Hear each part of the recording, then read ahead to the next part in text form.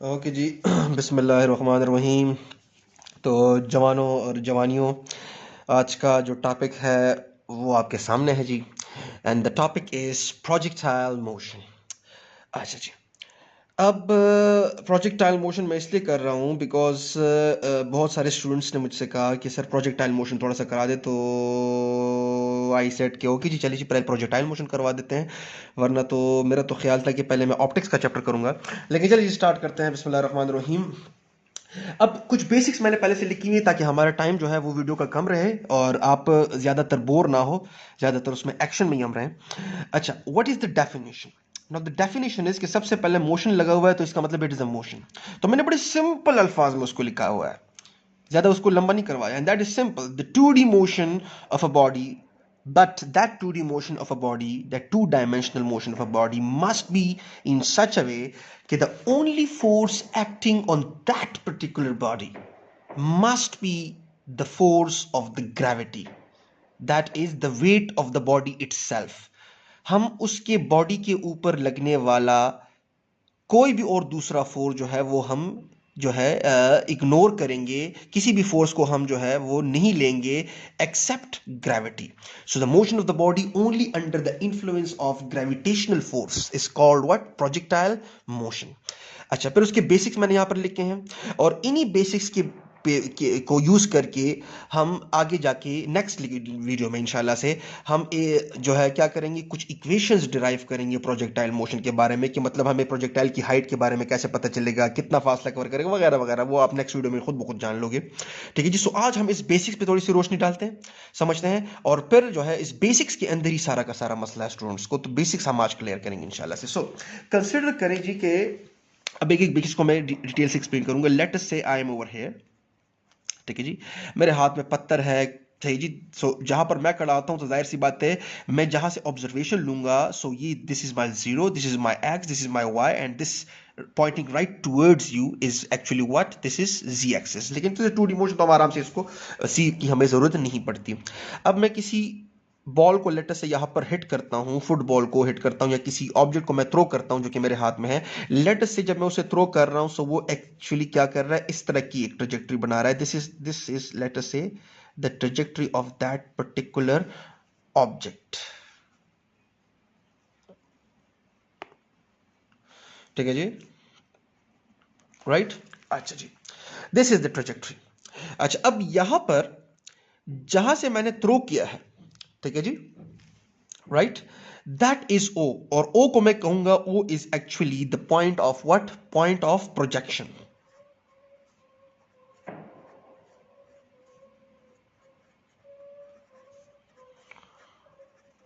Projection point, जहां से मैंने प्रोजेक्ट किया है, थ्रो किया है। ठीक है जी। अच्छा, और जिस एंगल से मैंने प्रोजेक्ट किया है, दिस एंगल, राइट, देखिए ये मैं इस तरह भी थ्रो कर सकता था तो एंगल इस तरह होता, वगैरह वगैरह। This angle is called what? Projection angle. मैं इसे प्रोजेक्शन एंगल कह देता हूं बिकॉज बार बार हम इसको यूज करेंगे। सो it is the angle through which, सही जी, द बॉडी इज लॉन्च्ड, सही जी, प्रोजेक्टेड। अच्छा, और ये जो ट्रेजेक्ट्री वो कवर, जो जो रास्ता वो अपना रहा है, राइट, जो सबसे हाईएस्ट वर्टिकल पॉइंट होगा, right, vertical, this is vertical. अगर मैं इस तरफ इसको वर्टिकल कहता हूं, let us say if this is vertical, so this happens to be my horizontal.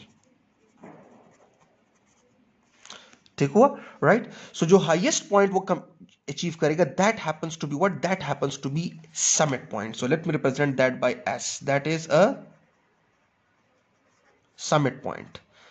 Actually पहाड़ पहाड़ की जो चोटी होती है ना, उसे समिट कहा जाता है। ठीक है जी।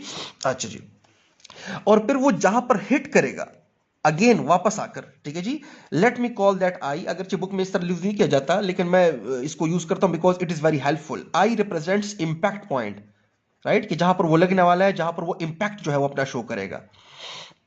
ठीक है जी, राइट। अच्छा, नाउ ये कुछ बेसिक्स थे जो कि मैंने क्लियर कर दिए। अच्छा, अब प्रोजेक्टाइल मोशन कैसे होगा? द 2D मोशन अगर आप देख लो, तो ये ऑब्जेक्ट जो है ये वर्टिकल भी कुछ ना कुछ फासला उसने कवर किया है और हॉरिजॉन्टल भी कुछ ना कुछ फासला कवर किया, so it is a 2D motion. So जो एंगल बनेगा, वो एंगल आपके पास ऐसे बनेगा कि it should be less than what? It should be less than zero, right, and greater than 90। सो मतलब ये है कि प्रोजेक्शन एंगल जो है वो 0 भी आप नहीं कंसिडर करोगे और प्रोजेक्शन एंगल जो है वो आप 90 भी कंसिडर नहीं करोगे। तो जी ऐसा भी नहीं करना कि हमने ऑब्जेक्ट को सिंपल ऐसे थ्रो करना है, बिकॉज अगर ऐसे थ्रो कर लेंगे सो प्रोजेक्शन एंगल इज 0। और ऐसे भी नहीं करना कि हमने ऑब्जेक्ट को बिल्कुल वर्टिकली इस तरह थ्रो करना है, वरना तो प्रोजेक्शन एंगल जो हॉरिजॉन्टल के साथ बनेगा वो आपके पास क्या हो जाएगा, दैट विल बी 90 डिग्री। ठीक है जी। सो ना हम ये वाला केस सिचुएशन करेंगे और ना 0 पे, बल्कि इन 0 और 90 के दरमियान में किसी एंगल पे हम जब प्रोजेक्ट करते हैं और प्रोजेक्शन भी जब करते हैं तो from the point of projection all the way into the impact point, the only force acting on that body is the force of gravity। ठीक है जी। सो ग्रेविटी हमेशा, अगर मैं ग्राउंड लू, so gravity suppose to be acting like this, कि यहां पर अगर ऑब्जेक्ट होगा तो ऐसे लगेगी ग्रेविटी की फोर्स, अगर यहां पर ऑब्जेक्ट होगा तो ग्रेविटी की फोर्स ऐसे लगेगी, यहां पर ऑब्जेक्ट होगा तो ग्रेविटी की फोर्स ने ऐसे लगना है, यहां पर फिर ऐसे। सो मतलब हर एक पॉइंट पे the only force acting is gravity, कोई भी दूसरा फोर्स हम जो है वो कंसिडर नहीं करेंगे। ठीक हुआ। अच्छा जी। सो अब आते हैं सेकंड पॉइंट की तरफ, और सेकंड पॉइंट यही है कि since the only force is gravity so no air friction, मतलब यह है कि कोई एयर फ्रिक्शन जो है वो हम कंसिडर नहीं करने लगे। अच्छा। सो अब देखते हैं जरा यहां पर ग्रेविटी का फोर्स अगर आप देख लो, मैंने इस एक्सिस को क्या कहा हुआ है, वाई कहा हुआ है। ठीक है जी। और लेटर से ऊपर जाने को अगर मैं पॉजिटिव वाई कहता हूं और नीचे जाने को मैं नेगेटिव वाई कहता हूं, सो ग्रेविटी का फोर्स अगर आप देख लो तो वो वाई डायमेंशन के नेगेटिव जो है डायरेक्शन है उसमें लग रहा है, राइट, नीचे की तरफ, राइट। और ये जरूरी नहीं बच्चे कि आप जो है नीचे को हमेशा नेगेटिव ही को, आप नीचे को पॉजिटिव कह दो, ऊपर जाने को नेगेटिव कह दो, डजंट मैटर। ठीक है जी। लेकिन फिलहाल जो बुक में सिचुएशन है वही हम कर लेते हैं। ठीक है जी, जो आपके लिए ताकि आसान हो, वरना तो मैं फिर इंशाल्लाह से जब डेरिवेशंस करूंगा तो मैं दोनों की केसेस पे आपको करूंगा और कोई फर्क नहीं पड़ने वाला। ठीक है। अच्छा। अब यहां पर F Y is equal to F G, because gravitational force, G represents gravity, gravitational force is acting in the Y axis.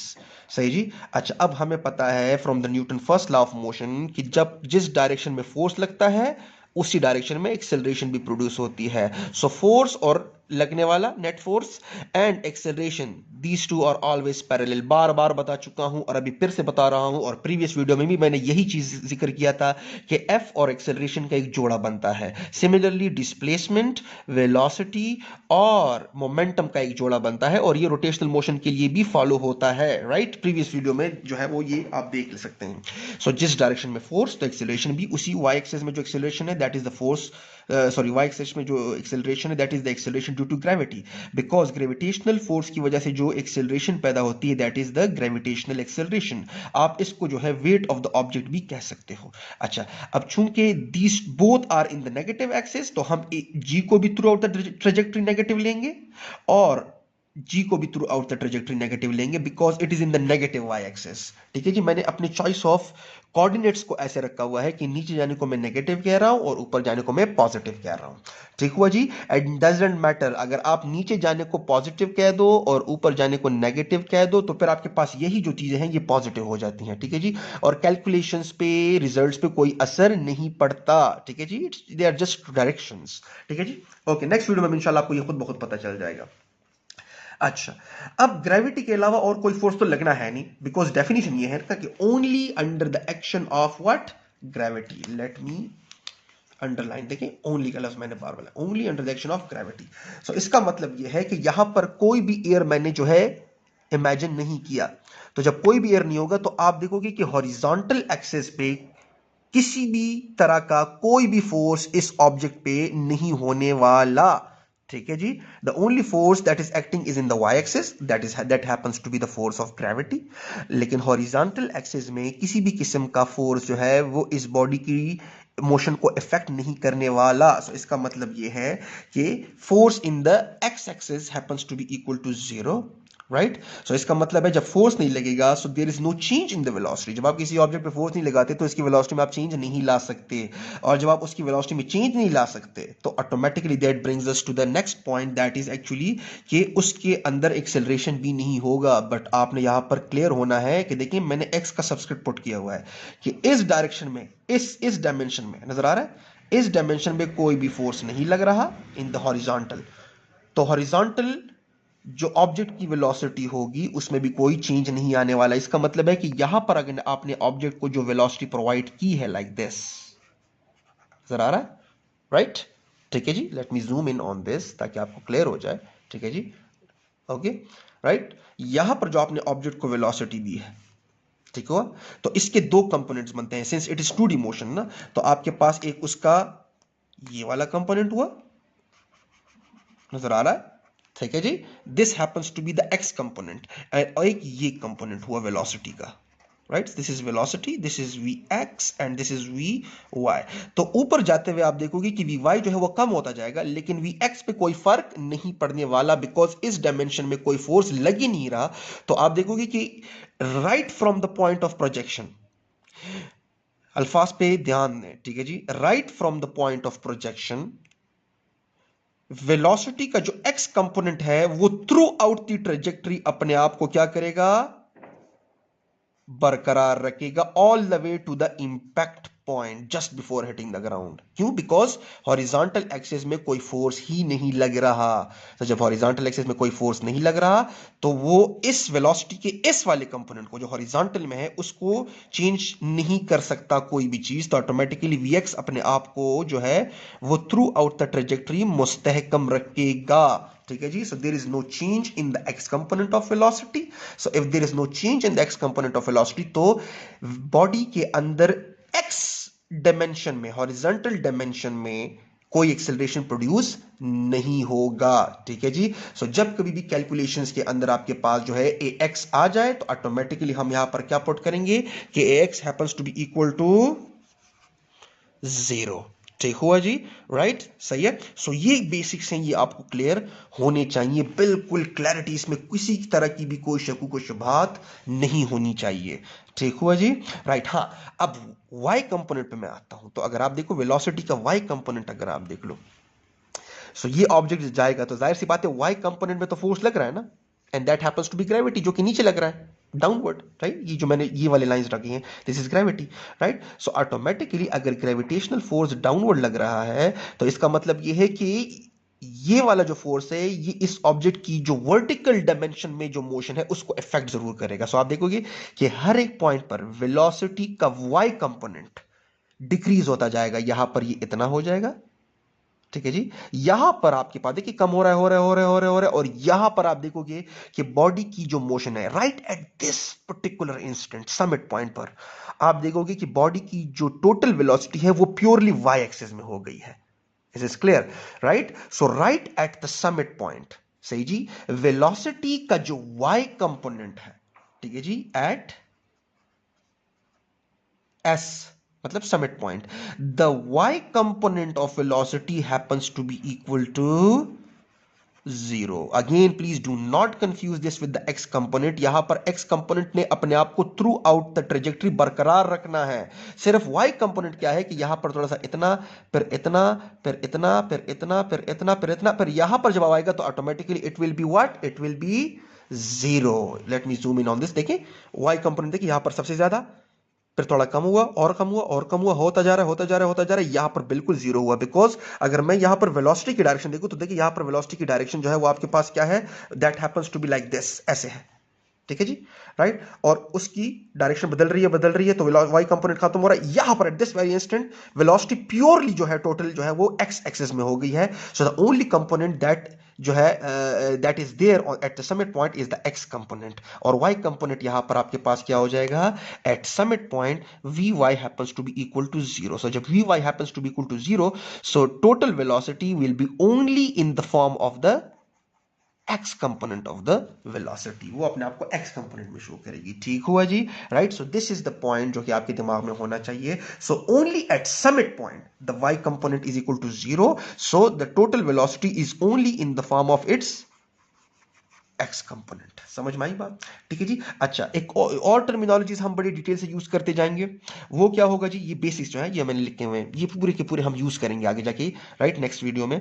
और दूसरी वो जो टर्मिनोलॉजी है वो ये है जो कि हम कहेंगे कि v x will be equal to v cos of theta, because जाहिर सी बात है एक्स है ना, and v y will be equal to v sine of theta. सही जी, from the rectangular component of vector. अगर आपको याद है कि अगर हमारे पास कोई एक वेक्टर हो v, so this happens to be vx and this happens to be vy, because यहाँ पर एंगल बन रहा है, बिकॉज वो आपके पास यहाँ पर ऐसे है, so this happens to be the angle, so this is the x component, this is the y component, and x के साथ cos आता है और y के साथ साइन आता है, जो कि जरूरी नहीं है। हमेशा अक्सर स्टूडेंट को हम बार बार मैं बताता हूं कि जरूरी नहीं कि हमेशा इसको ही x कहा जाए और इसको y कहा जाए। ठीक है जी, डिपेंड अपॉन कि एंगल किधर बन रहा है। अगर एंगल उधर बन रहा है तो उसको vx कहूंगा, इसको y कहूंगा। ठीक है जी। सो प्लीज ये जो है चीज अपने दिमाग से निकाल लें। So these are the basics of the projectile motion and see you in the next video. Please आप इसको देख लो डिटेल से, इसकी स्क्रीनशॉट लेके इसको दिमाग में जो है वो जहन नशीन कर लो। ठीक है जी।